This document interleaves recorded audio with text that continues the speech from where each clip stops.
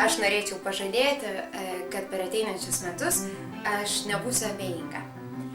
Ir jei tiesa, man labai sunku tai įgyvendinti, nes pasaulyje labai daug vyksta, labai daug informacijos mūsų užplūsta kiekvieną dieną, vyksta karai, yra nepriteklius, badas, įvairios ligos, žmonės kamuoja dėl klimato kaitos, vyksta potviniai pasaulyje, uraganai ir daug kenčiančių žmonių.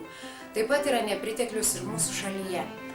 Bet kartais su tokiu informacijos srautu pasidaro labai sunku į viską reaguoti, viską permąstyti ir užjausti.